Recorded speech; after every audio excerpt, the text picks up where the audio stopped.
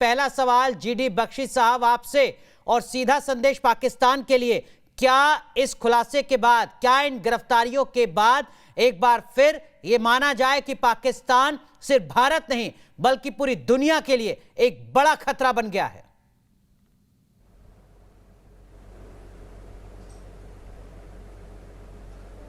इसमें क्या शक है?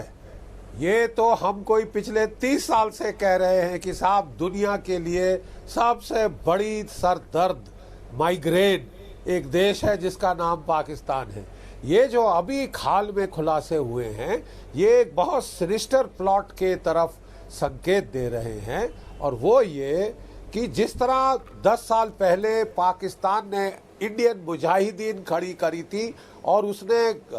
सैकड़ों ब्लास्ट किए थे हमारे शहरों में, जिसमें कोई 15,000 भारतीय शहरी शहीद हुए हैं, ठीक है, और वो खड़ी की थी डिनाइबिलिटी के लिए कि वो कह सके ये तो साहब सब आपके ही है, ये तो कश्मीर में थोड़ी ना हो रहा है, ये तो आपके वहां हो रहा है, आप इसके जिम्मेवार हैं। साहब उनको थट्टा कैंप में ये मुस्कात गए थे सारे, ये जो लेटेस्ट नेटवर्क है ये मुस्कात गए थे वहां ट्रेनिंग, इनको वहां से ले जाकर थट्टा कैंप में ट्रेनिंग दी पाकिस्तान में। ये बिल्कुल वही जगह है जहां पे अजमल अमीर कसब और उसके 10 गुर्गों को ट्रेनिंग दी थी पाकिस्तान की फौज ने मुंबई का ब्लास्ट, जो मेजर ब्लास्ट थे वो करने के लिए, मुंबई का हमला करने के लिए, ठीक है साहब, वहीं पे ट्रेनिंग दी है। वही ये तमाशा फिर शुरू करना चाहते हैं ताकि पाकिस्तान को डिनाइबिलिटी हो। समझिए डिनाइबिलिटी की क्या उसको जरूरत है? डिनाइबिलिटी की जरूरत है क्योंकि वो जानता है कि मोदी सरकार,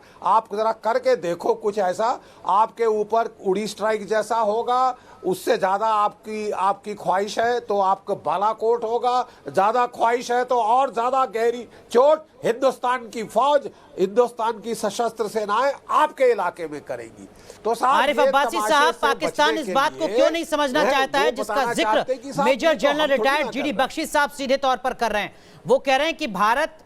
की ताकत को झेलने के बाद भी पाकिस्तान है कि सुधरने का नाम नहीं ले रहा, और आतंक के मोर्चे पर पाकिस्तान नासूर है, इसमें कोई शक नहीं है। आरिफ अब्बासी साहब, सुना आपने जीडी बख्शी साहब को?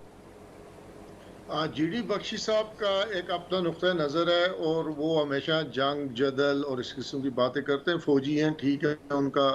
एक अपना मिजाज है। पाकिस्तान के पास ना तो इतना टाइम है, ना पाकिस्तानी इतने, हमारी मुसल्लह अफ़वाज या हमारे इदारे इतने फारग हैं कि वो इस किस्म की आपके अंदर जो है, ये जो आपके वो इलाके हैं जहाँ कशीदगी है या लोग आज़ादी की जंग लड़ रहे हैं, उनके लिए मतलब है कि हमारे अपने काफ़ी काम है कि हम दूसरों के लिए काम करें। उसके बाद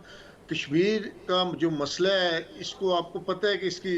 गहराई क्या है, और उसके बाद ये जो आज का ड्रामा हुआ है जो आप बता रहे हैं, 6 लोग पकड़े गए, असल में कुछ दिन पहले एक सबूत पाकिस्तान के हाथ लगा है जो अक़वाम मुत्तहिदा में हम लेके जा रहे हैं चंद दिनों में, कि इज्तिमाई कब्रें बड़े पैमाने पर कश्मीर में मिली हैं,